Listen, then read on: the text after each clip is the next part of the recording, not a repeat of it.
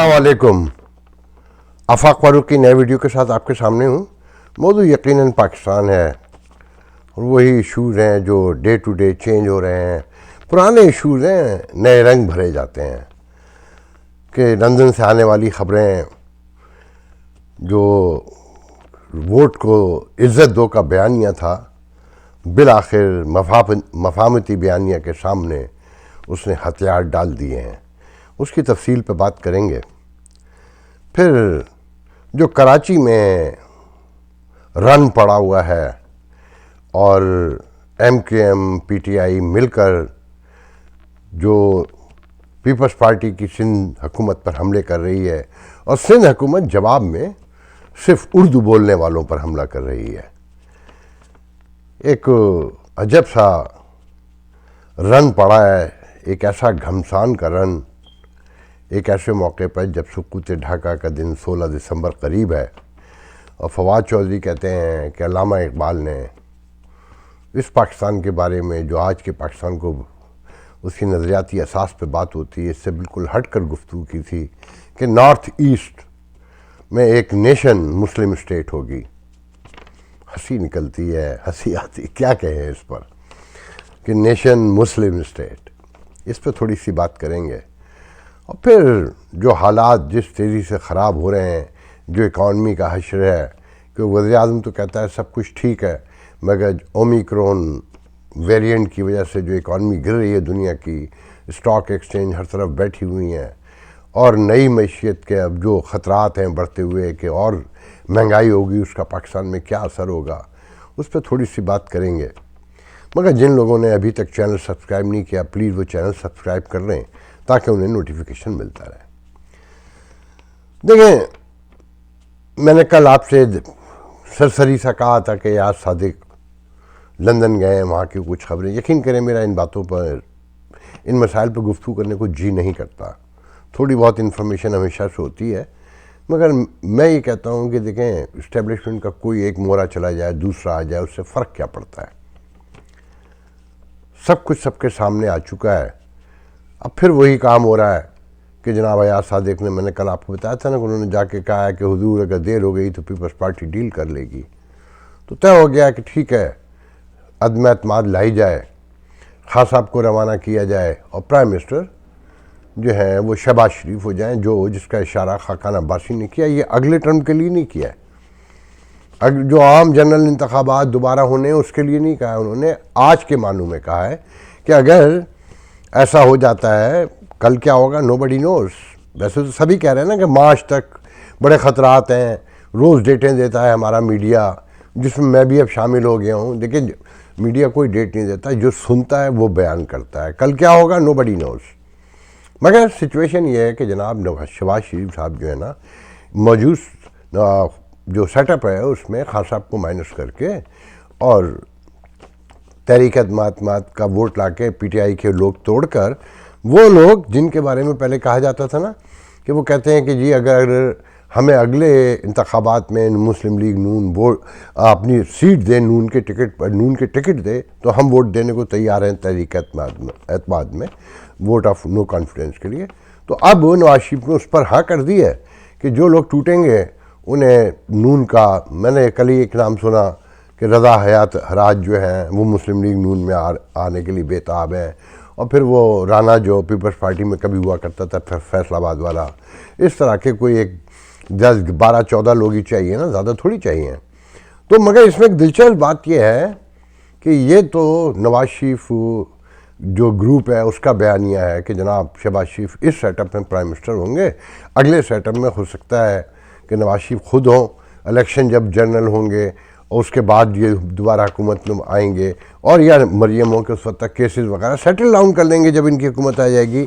मगर एक ग्रुप ये कहता है कि अब ये देखना है कि शहबाज शरीफ किस चालाकी से इन केसेस को पीछे धकेलता है कि ये नाअहल रहें, ताकि इनके एक मतलब कहने का ये है कि नाअहली के जो इनके केसेस हैं उनके फैसले आने से पहले और ये अदालतों से बरी होने से पहले आम इंतखाबात हो जाएं और मुस्लिम लीग दोबारा जो है ना कामयाब हो जाए और यही शहबाज शरीफ जो है ना कंटिन्यू करें प्राइम मिनिस्ट्री के लिए, تو مریم پیچھے چلی جائیں گی یا نواز شریف پیچھے چلے جائیں گے یا اسٹیبلشمنٹ کیا آگے اپنا سیٹلمنٹ کرتی ہے شہباز شریف کے ساتھ، وہ کیسے نواز شریف و مریم کو پیچھے کرتی ہے. یہ ایک لمبا کھیل مطلب گھر میں ہی کھیل ہوگا. ہاؤس آف شریف جیسے کہا جانے لگا ہے. پہلے تخت لاہور کہتے تھے، اب نیا نام دیا گیا ہے house of Sharif, house of Zardari, house of Sharif, مطلب طنزیہ نام ہے یہ سارے. تو اس روشنی میں دیکھیں کوئی بھی آ جائے، شہباز شریف آ جائے، نواز شریف آ جائیں، یہ جو موجود سچویشن ہے، جو انتشار ہے، سیاسی سماجی کیاس ہے، اکنامک ہے، جس کا جو برا حال ہے، مجھے تبدیل ہوتا نظر نہیں آتا جب تک ایک کنسنسس جیسے نیشنل کنسنسس کہتے ہیں کہ سب ریلائز نہ کریں اپنی غلطیاں، اور عدالتیں ہوں، اسٹیبلشمنٹ ہو، سیاستدان ہوں، اور عوامی چھوٹے گروپس ہوں، اور لوگوں کو یہ یقین دلایا جائے کہ جیسے 65 کی وار میں ہمیں پڑھایا گیا نا کہ ہم جیت گئے تھے، بنگلہ دیش میں ہمیں بتایا گیا کہ بنگالی غدار تھے اور ہم متحد تھے. میڈیا چھوٹا تھا، پتہ نہیں تھا، مگر اس میڈیا کی موجودگی میں سب کو یقین دلانا ہوگا کہ ہم ایک ہیں، میرٹ بحال ہو گیا ہے، ہم اب ایک دوسرے کا حق نہیں کھائیں گے، عدالتیں اب ہماری درست فیصلے کریں گی، جو مجرم ہے وہ مجرم ہے، اور کسی کو ملزم کے جب تک رہے گا اسے مجرم قرار نہیں دیا جائے گا، اور قانون اور انصاف نظر آئے گا ہوتا ہوا، انصاف قانون کی بالادستی ہوگی. ایس ایچ او 5 لاکھ روپے لے کر جسے چاہے گا اندر نہیں کر دے گا، جیسے اس وقت کہا جا رہا ہے کہ سیال کوٹ میں دوڑیں لگی ہوئی ہیں پولیس والوں کی کہ کون بنے گا کروڑ پتی. کہ وہ جو سری لنکا پریانتھا کمارا جو ہے اس کے قتل کی تحقیقات میں جسے چاہتے ہیں اٹھا کے لے جاتے ہیں، اور 5 لاکھ روپے بیسک ریٹ ہے بگننگ میں، کہ یعنی کہ کوئی تعلق بھی نہ ہوتا، ایکیوٹ ہونے کے 5 لاکھ روپے دینا پڑتے ہیں. درجنوں سینکڑوں کی تعداد سے لوگ اٹھائے جا رہے ہیں، روز اٹھائے جا رہے ہیں اور پیسے بنائے جا رہے ہیں. یہ کراچی والوں سے میں اکثر کہتا ہوں کہ دیکھو، کراچی والے کہتے ہیں نا کہ ہمارے ساتھ بڑی زیادتی ہوتی ہے. یقین کریں جو پنجاب کے عام آدمی کے ساتھ زیادتی ہوتی ہے، کراچی والوں نے وہ دیکھی ہی نہیں ہے. انہیں پتہ ہی نہیں ہے کہ وہاں پولیس کس انداز سے مظالم کرتی ہے اپنے ہی بہن بھائیوں پر. دیکھیں جناب، معاملات تیزی سے خراب ہوتے چلے جا رہے ہیں. ایک ادارہ تھا نا پہلے، ایک محکمہ جسے کہنا چاہیے، جو سب کے درمیان ہم آہنگی کی ضمانت تھا، جس پر سب کا اتفاق رائے تھا، جس کا سب احترام کرتے تھے، وہ بھی متنازع ہو گیا. اور کیوں متنازع ہوا آپ سب کو پتہ ہے. اب کوئی بچہ نہیں ہے جو صلح کرا سکے، جو صفائی کرا سکے، کہ صلح صفائی کے نام پر ہی گیم ہوتے رہے نا. سب سے پہلے ذہن میں رکھیں کہ یہ جو سقوط ڈھاکہ ہے، اس کے بعد جو کمیشن بنا حمود الرحمن، اس کی رپورٹ چھپا لی گئی تھی. ہندوستان سے لوگوں نے ریلیز ہوئی تو وہاں سے لوگوں نے پڑھا جنہوں نے، مگر پاکستان میں آج بھی وہ بین ہے. یہ بالکل ایسا ہی تھا کہ ایک مریض کو، مرتے ہوئے مریض کو میڈیکل رپورٹ دی جائے اور وہ چھپا لے اسے، تو اس کا کیا انجام ہوگا؟ آپ کے ساتھ وہی ہو رہا ہے کہ مریض کی رپورٹ تو چھپا لی گئی تھی، پتہ ہی نہیں ہے کہ دوا کیا لینی تھی،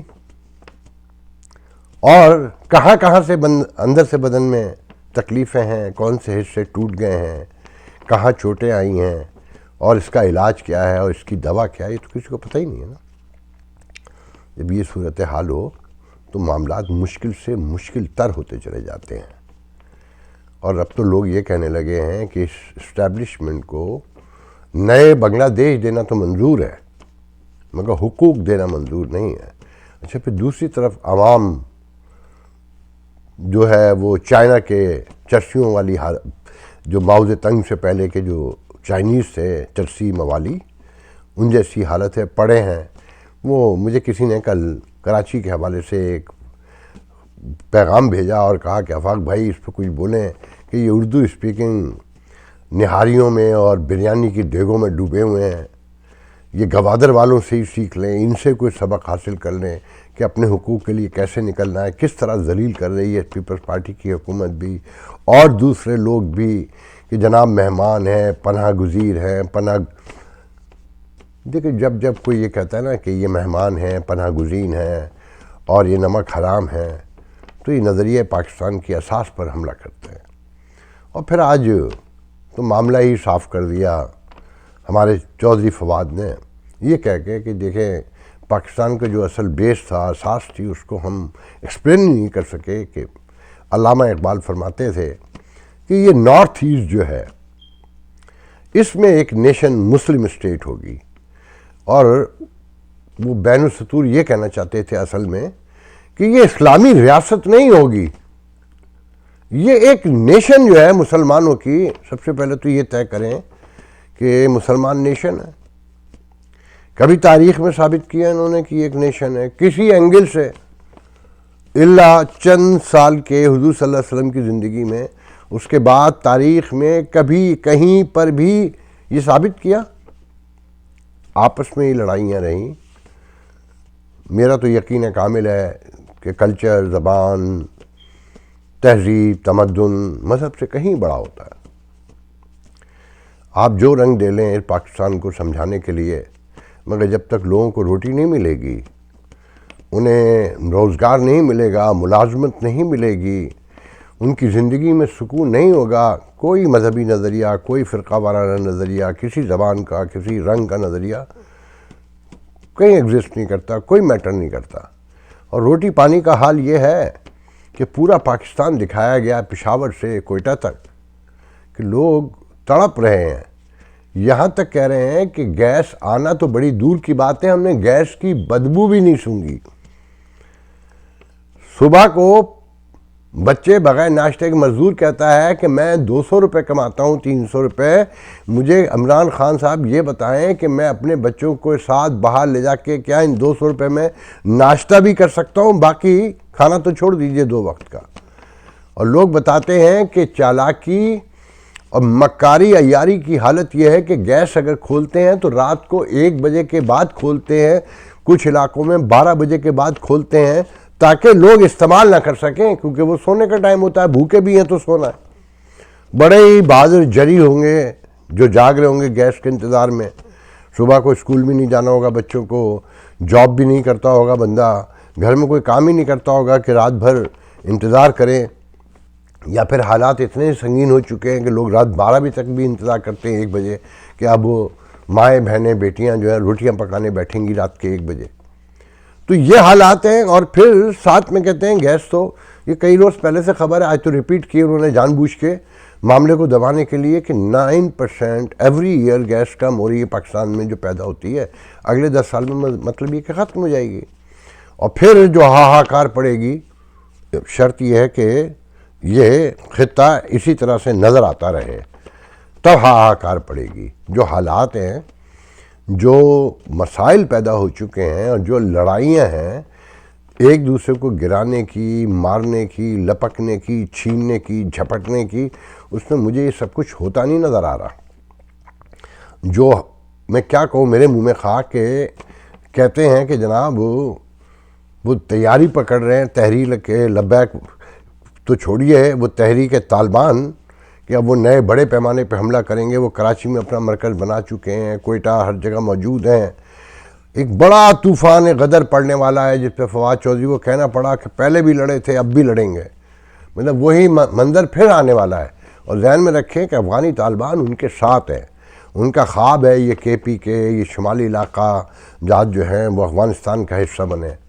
ابھی تو دیکھتے جائیے کہ یہ امریکہ کا جانا کتنا مہنگا پڑے گا اور کتنا سستا پڑے گا، اور یہ کس کو زیادہ کاسٹ کرے گا؟ جنہوں نے کامیابی کے جشن منائے تھے اب وہ سر پکڑے بیٹھے ہوئے ہیں. روک لینا تحریک طالبان کو، افغانستان سے رکوا لینا، منوا لینا اپنی بات، اور آپ نے ان کو تسلیم بھی کر لینا ہے. وہ آپ کے بدترین دشمن کے طور پر بھی سامنے آ رہے ہیں. امریکہ کو کوئی فرق نہیں پڑا، آپ کو فرق پڑا ہے اور مزید پڑے گا. آنے والے دنوں میں ثابت ہوگا کہ آپ غلط تھے ہمیشہ کی طرح جیسے پہلے غلط رہے ہیں. اور عمران خان صاحب جب یہ فرماتے ہیں نا کہ دیکھیں کتنا بڑا ظلم ہے کہ ہم نے ساتھ بھی دیا، ہم مرے بھی، ہم اس کے بدلے میں ٹکا بھی نہیں ملا، اور اتنی امداد ملی کہ جو نہ ہونے کے برابر تھی، اور ہمارے ہی ملک پر حملے ہوتے تھے ڈرون کے. وہ حملے آپ کی مرضی کے بغیر ہوتے تھے. جو حملے کرواتے تھے پوچھیں نا، آپ میں جرأت ہے تو ان سے پوچھیں نا کیسے کرواتے تھے. یا آپ کا کہنا کہ پوری دنیا مل کر ہمیں کہتی ہے کہ ڈبل کھیلا ہے ہم نے. بولنے سے پہلے سوچ لیا کریں، جب پوری دنیا مل کے کہہ رہی ہے تو کہیں تو کوئی خرابی ہوگی نا. بچپن میں سنتے تھے نا کہ متحد ہو کے گھر والے ہی کہتے تھے کہ تو بڑا شیطان ہے، تو بڑا خراب ہے. کوئی ایک بھی ساتھ نہیں دیتا تھا. جب پوری دنیا مل کے کہتی ہے تو کہیں تو سچ کہتی ہے نا. غور کریں اپنی ان باتوں پر اور اپنا احتساب کریں. سب سے پہلے وہ مشاہد حسین سید نے کمال بات کی، جو میں اکثر کہتا ہوں کہ یہ امریکن بڑے اسٹریٹ ہیں، بڑے سیدھے ہیں، کہ آپ ان سے کہہ دیں کہ ہم یہ کام نہیں کریں گے، وہ آلٹرنیٹ نکال لیں گے. وہ آپ سے انگیج کرنے کے لیے کوئی دوسرا راستہ ڈھونڈ لیں گے. مگر آپ منافقت کریں گے، جھوٹ بولیں گے، مکاری کریں گے، ڈبل کھیلیں گے. آپ خوش نہ ہوں کہ یہ سیکیورٹی بل جو ہے جس ایکٹ میں ترامیم کی گئی ہیں پاکستان کا نام نکالا گیا ہے. پاکستان کا نام نکالا گیا ہے، سراؤنڈنگ کنٹریز نہیں نکالا گیا. ضرورت جو ہے وہ ایجاد جو ہے وہ ضرورت کی ماں ہوتی ہے نا. تو یہ وہ ایجاد ہے. ان سارے معاملات کو غور سے دیکھیں. میں آخر میں صرف اتنا کہنا چاہتا ہوں، گوادر والوں سے اگر آپ نے لرن نہیں کیا ہے، کوئی قیادت نہیں ہے ان کے ساتھ. وہ اپنے طور پہ اپنے حقوق کے لیے نکلے ہیں. اگر آپ لوگوں نے لرن نہیں کیا ہے اور واقعی اس ملک کو آپ بچانا اور چلانا چاہتے ہیں تو اٹارنی جنرل کے جملے پہ مسنگ پرسنز کی ہیئرنگ کے دوران جو انہوں نے کہا ہے کہ یہ ایک ہی شرط پہ رک سکتی ہیں یہ گمشدگیاں کہ 10 لاکھ لوگ باہر نکلیں. انہوں نے تو آپ کو اشارہ دیا ہے، گو کہ انہیں پتہ ہے کہ آپ لوگ باہر نہیں نکلیں گے. اور انہوں نے تو معاملہ ٹالنے کی کوشش کی ہے کہ آرٹیکل 6 اطہر من اللہ کہتا ہے نا کہ آرٹیکل 6 لگا دیا جائے، ہال آف شیم بنا دیا جائے. کس کے؟ جو جمہوری حکمران ہے، وہ عمران ہو یا نواز شریف ہو یا بے نظیر بھٹو ہو، انہی کے لگانا ہے. مگر جو ذمہ دار ہیں ان کے بارے میں نہیں بول سکتا. وہ اطہر من اللہ آج دوسرے کیس کی سماعت میں کہتا ہے کہ میں تصور بھی نہیں کر سکتا کہ سپریم کورٹ کوئی ناانصافی کر سکتی ہے کسی بھی معاملے میں. رانا شمیم والے کیس میں میرے خیال میں کہا ہے. یہ وہ ملک ہے جس میں چیف جسٹس کہتا ہے کہ عدلیہ آزاد ہے، جس میں وزیر اعظم کہتا ہے کہ دنیا کا سستا ترین ملک ہے، اور آرمی چیف کہتا ہے کہ ہم آئین کے عین مطابق تابع اس کے کام کرتے ہیں اور سیاست میں انوالو نہیں ہیں. ان بیانات کی روشنی میں فیصلہ کر لیں کہ یہ ملک کہاں کھڑا ہے اور اس کے آگے بڑھنے کے کیا امکانات ہیں. اللہ حافظ.